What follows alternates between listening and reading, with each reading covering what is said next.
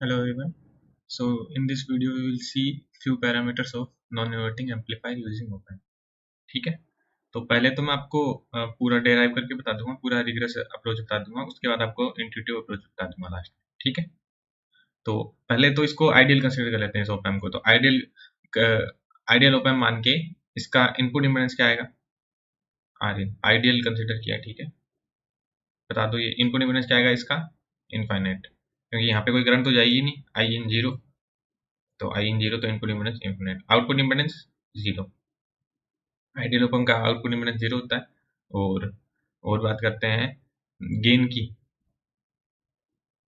Gain क्या आएगा इसका, one plus R F upon R one. तो ये तो हो गए आइडियल केस। तो ये कम चांसेस है इन सब, ये आइडियल केस नहीं पूछते। वो आपको कैसे क्वेश्चन देते हैं, नॉर्मली ऐसे बोलते हैं कि आप गेन 5 का नॉन इन्वर्टिंग एम्पलीफायर डिजाइन करो यूजिंग ओप एम्प। तो गेन 5 चाहिए आपको, तो आप आर एफ की वैल्यू 4 रख दोगे, आर वन की वैल्यू 1 रख दोगे, तो आपका गेन 5 आ जाएगा। फिर वो कहते हैं कि आपका जो ओप एम्प है, अब मान लो इसका गेन ए है, पहले आइडियल कंडीशन थी, अब वो कहते हैं कि अब इसका गेन ए है। तो अब आपको इसका गेन दिया हुआ है, तो अब इस कॉन्फ़िगरेशन का टोटल गेन क्या होगा वो बताओ। तो वो कैसे करते हैं वो मैं बताता हूँ। ठीक है, और इनपुट इम्पीडेंस भी पूछ लेते हैं, आउटपुट इम्पीडेंस भी पूछ लेते हैं। तो अब अपने पास नॉन आइडियल ओप एम्प है, तो इसका स्मॉल सिग्नल मॉडल कुछ इस तरह दिखेगा, इंटरनल मॉडल बोल दो या फिर इसको। देखो इससे सब एग्री करते हैं, वी इन यहाँ पे अप्लाइड है, आर इन है, यहाँ पे जो भी वोल्टेज आएगी वो एम्पलीफाई होके जाएगी, क्योंकि आर नोट रेजिस्टेंस है, ये वी नोट है, और ये आर वन आर एफ जुड़े थे।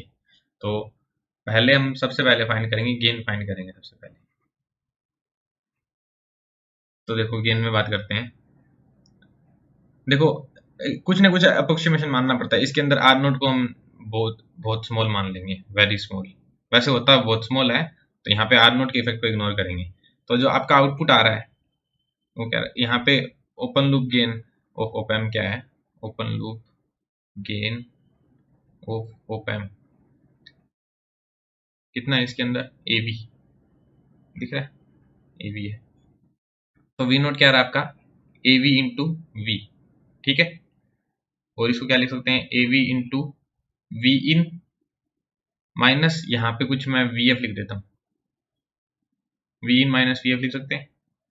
अब आप वी एफ की वैल्यू को, अब आपको रिलेशन किसमें चाहिए, वी नोट और वी इन के बीच में। आप वी एफ की वैल्यू को आप वी नोट के टर्म में लिख सकते हो। देखो किस तरह लिखोगे, यहाँ से आपको दिख रहा है वी एफ है R one upon R one plus R F into V naught, ये दिख रहा है। ठीक है, तो इस फैक्टर को मैं बीटा लिख देता हूँ। देखो सिंपली वी एफ के क्रॉस कितना, आर वन का ड्रॉप आएगा, वी नोट के cross R one plus R F का ड्रॉप आएगा, तो ये लिख दिया। तो इस वाली क्वांटिटी को मैंने बीटा लिख दिया है। अब इसको यहाँ पे रिप्लेस कर दो, A V into V in minus beta V naught, ये वी नोट इस तरफ चला जाएगा, तो क्या आएगा, one into A V beta into V naught A V V in. तो V naught upon V in मतलब gain with feedback, A V F क्या है आपका, A V upon one plus A V beta. ठीक है, तो ये आपका फाइनल एक्सप्रेशन आता है। अब देखो इसको और किस तरह दे सकते हैं, जैसा आपको एग्जाम में बताना है। ठीक है, तो आप एग्जाम में क्या बताओगे, देखो आपको फीडबैक टोपोलॉजीज पता होगी, फीडबैक टोपोलॉजीज कैसे लिखते हैं। तो आउटपुट में बताओ, आउटपुट में वोल्टेज सैंपलिंग हो रही है, आउटपुट का कुछ पार्ट इनपुट में आ रहा है। देखो आउटपुट का कुछ पार्ट बीटा, यहाँ पे वीएफ में कौन सा पार्ट आया, बीटा वी नॉट, तो वोल्टेज सैंपलिंग हो रही है। इनपुट में देखो, इनपुट में यहाँ पे कुछ करंट होगी आई इन, वो कोई भी दो हिस्सों में डिवाइड नहीं होगी। सैंपलिंग देखते कैसे हैं, सैंपलिंग का तो मैंने बता दिया। मिक्सिंग कैसे देखते हैं, तो मैं तो ऐसे देखता हूँ कि अगर करंट मिक्सिंग नहीं हो रही है तो वोल्टेज मिक्सिंग होगी। तो जैसे यहाँ पे इनपुट करंट कोई भी दो हिस्सों में आगे जाके डिवाइड नहीं हो रही, मतलब करंट मिक्सिंग नहीं हो रही, इसका मतलब क्या है, वोल्टेज मिक्सिंग हो रही है। तो यहाँ पे वोल्टेज मिक्सिंग है और वोल्टेज ही सैंपलिंग है, तो ये क्या बन गया, वोल्टेज एम्पलीफायर।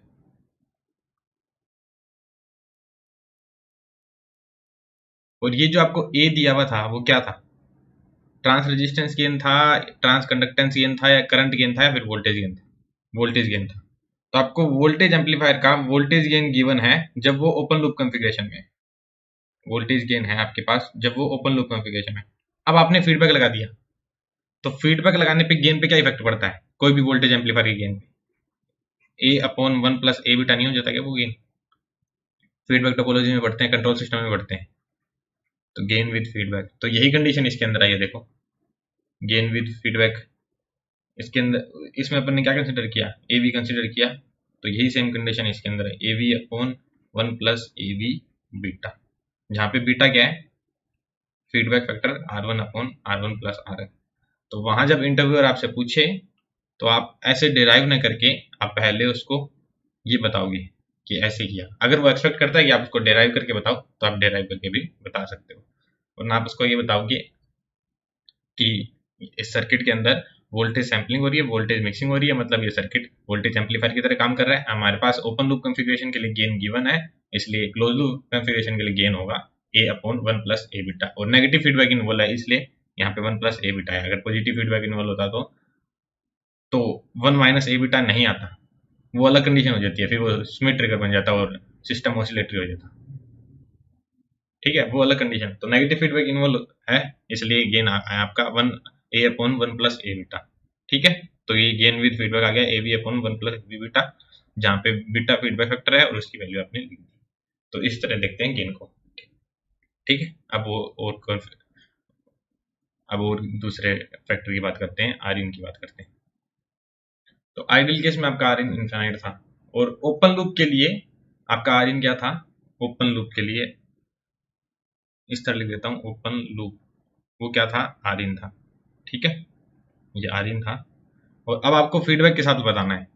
ठीक है, तो आप देखो यहाँ से वी इन से आपकी कोई ना कोई करंट फ्लो होगी आई इन, तो आपका एक्सप्रेशन क्या आ रहा है, V in minus V F upon R in equals to I in, यार ठीक है।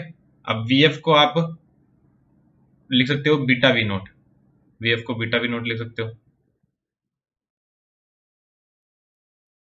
Upon R in equals to I in, और साथ ही साथ आप वी नोट को क्या लिख सकते हो, A V upon one plus A V beta into V in, ये लिख सकते हो। तो आप यहाँ पे ये क्या लिख सकते हो, A beta upon one plus A beta into V in, gain के एक्सप्रेशन से लिखा है मैंने, upon R in equals to I in. तो यहाँ से क्या एक्सप्रेशन आ रहा है, ये आ रहा है V in upon one plus A beta R in into equals to I in. So R in with feedback क्या है, R in into one plus A beta. तो ये हो गया इसका पूरा डेरिवेशन। अब इंट्यूटिव अप्रोच देखो क्या होगी। देखो आपको पता है ये क्या, कौन सा एम्पलीफायर है, वोल्टेज एम्पलीफायर है। वोल्टेज एम्पलीफायर का इनपुट इम्पिडेंस हाई होता है, आउटपुट इम्पिडेंस लो होता है। अब वोल्टेज एम्पलीफायर में इनपुट इम्पिडेंस किस फैक्टर से बढ़ेगा, विद फीडबैक। जो पहले था वो one plus A beta factor से बढ़ जाएगा। गेन किस फैक्टर से कम होता है, वन प्लस ए बीटा के फैक्टर से कम होता है। Output impedance, input impedance one plus A beta के फैक्टर से बढ़ गया। अब यहाँ से आप आउटपुट इम्पिडेंस भी एस्टिमेट कर सकते हो, क्या आना चाहिए, डिराइव करेंगे इसको, लेकिन आपके हिसाब से क्या आना चाहिए, जो विदाउट फीडबैक था आर नोट लो होता है, इसका मतलब वन प्लस ए बीटा के फैक्टर से घट जाना चाहिए। तो ये आएगा आपका आउटपुट इम्पिडेंस, जो कि अभी अपने डिराइव करेंगे। तो देखो उसको भी देख लो। तो आउटपुट इम्पिडेंस डिराइव करते वक्त एक कंडीशन अपन को एक अप्रोक्सीमेशन मानना पड़ता है। जैसे आउटपुट इम्पिडेंस को डिराइव कैसे करेंगे, अपने यहाँ से कोई आई नोट करंट फ्लो करवाएंगे। ठीक है, तो अब आपको ये अप्रोक्सीमेशन मानना पड़ता है, ये आर नोट की वैल्यू बहुत लो होती है। ठीक है, लो होती है, जितना भी आई नोट करंट है ना वो पूरा यहाँ से पास होगा। ये कंडीशन आपको एस्टिमेट करनी पड़ती है, उसके बाद ही रिजल्ट आता है। तो आपका आर नोट क्या आएगा, आर नोट विद फीडबैक। ठीक है, वो आएगा वी नोट माइनस, ये माइनस नहीं आएगा, ये आएगा V naught upon I naught. तो ये मैंने फीडबैक के साथ लिखा है, जैसे देखो V naught upon I naught, R naught है, V naught upon I naught आएगा, ठीक है। और अगर विदाउट फीडबैक लिखना होता, विदाउट फीडबैक क्या आता, V naught minus A V V upon I naught equals to R naught. जब फीडबैक नहीं लगाता तो V naught minus A V V और यहाँ से आई नोट करंट फ्लो हो रही थी, तो ये आता। तो ये विदाउट फीडबैक आ गया आपका आर नोट, विदाउट फीडबैक आता है A V naught minus A V V upon I naught. अब जब आप ये जब आप आउटपुट इम्पीडेंस फाइंड कर रहे हो तो आपको इनपुट सोर्स तो सारे शॉर्ट करने पड़ेंगे, मतलब वोल्टेज सोर्स है तो इसको वोल्टेज सोर्स को शॉर्ट करना पड़ेगा, अगर करंट सोर्स होगा तो उसको ओपन सर्किट करना पड़ता है। तो आप इसको शॉर्ट कर दोगे, वी इन को शॉर्ट कर दोगे, ठीक है। तो आपका ये जो वी है वो पहले क्या था, V in minus beta V naught था, वी शॉर्ट हो गया तो क्या बचा, माइनस बीटा वी नोट बच गया।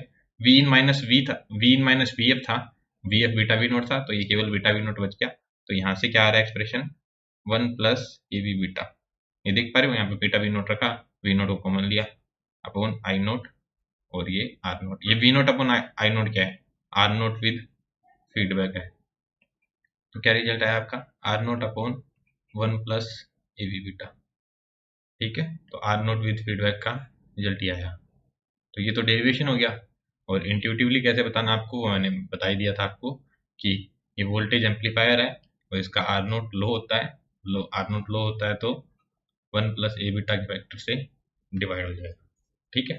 अब इसके लिए आप बैंडविड्थ भी दे सकते हो, बैंडविड्थ भी देख लो। देखो आपको पता है गेन बैंडविड्थ प्रोडक्ट हमेशा कांस्टेंट रहता है, गेन इनटू बैंडविड्थ कांस्टेंट। और आपको दिया हुआ है कि जो आपके ओपन लूप की बैंडविड्थ थी ना, बैंडविड्थ ऑफ ओपन लूप वो थी ओमेगा नोट, ठीक है। तो अब क्लोज लूप में बैंडविड्थ कितनी होगी, तो पहले गेन क्या था, ए बी था, बैंडविड्थ ओमेगा नोट दी हुई है। अब गेन क्या हो गया, ए V upon 1 plus A V beta. अब बैंडविड्थ क्या हो जाएगी, बैंडविड्थ विद फीडबैक, ये आपको फाइंड करनी है। तो देखो क्या आ रहा है, ए बी से ए बी कट गया तो बैंडविड्थ विद फीडबैक आ गया omega naught into 1 plus A B beta, ठीक है। तो जिस फैक्टर से गेन कम हुआ उस फैक्टर से बैंडविड्थ बढ़ जाएगी, ये तो बहुत ऑब्वियस सी बात होती है। तो ये बैंडविड्थ आ गई इसी, ठीक है। जो जो आइडियल ओपैम होता है उसकी बैंडविड्थ इनफाइनाइट कंसीडर करते हैं अपने, नॉन आइडियल ओपैम की तो कुछ सर्टेन कंसीडर करते हैं। नॉन आइडियल ओपैम का फ्रीक्वेंसी रिस्पांस कुछ इस तरह आता है, इस तरह आता है लो पास फिल्टर जैसा, ये ओमेगा नोट है, ठीक है। तो जैसे हाँ आपका गेन का फॉर्मूला ये आया था, ठीक है। अब मान लो यहाँ पे आपका गेन इनफाइनाइट होता, मतलब आइडियल ओपैम होता, तो क्या रखते, ए वी इनफाइनाइट रख देते, मतलब बहुत बड़ा रख देते, 1 की कंपेरिजन में ए वी बहुत बड़ा हो जाता, फिर यहाँ से ए वी से ए वी कट जाता, आपका आंसर क्या आता, बीटा। और आपका बीटा था क्या, 1 अपॉन बीटा आता, सॉरी 1 अपॉन बीटा था, बीटा था क्या, 1 अपॉन बीटा की वैल्यू क्या थी, R1 plus R F upon R1। तो बेसिकली ये क्या था, 1 plus R F upon R1, यही तो इसी केस में आया था। देखो जब आपने आइडियल कंसीडर किया था, तो आइडियल कंसीडर किया था तो गेन क्या आया था, यही आया था। और यहाँ पे देख लो जैसे आर इन की वैल्यू क्या है, ये अगर ए इनफाइनाइट होता तो आर इन क्या जाता, इनफाइनाइट, आइडियल के केस में इनफाइनाइट ही आता है, ठीक है। आर नोट के केस में देख लो, अगर ये आइडियल होता तो ए की वैल्यू इनफाइनाइट होती तो आर नोट विद फीडबैक क्या जाता है, 0 आता, तो आइडियल के केस में 0 ही आता है, ठीक है। तो यहाँ से कंफर्मेशन आ गया। एक्सप्रेशन याद भी रखने हैं, आपको पता भी होना चाहिए कि मैं इंट्यूशन से कैसे बताऊंगा उनको, और डेरिवेशन भी आना चाहिए। तो ये इंपॉर्टेंट टॉपिक होता है और इससे पूछे जाते हैं क्वेश्चन बहुत बार, ठीक है। तो आप इसको पूरा देख लेना और एक बार प्रैक्टिस भी कर लेना, ठीक है। So okay, thank you.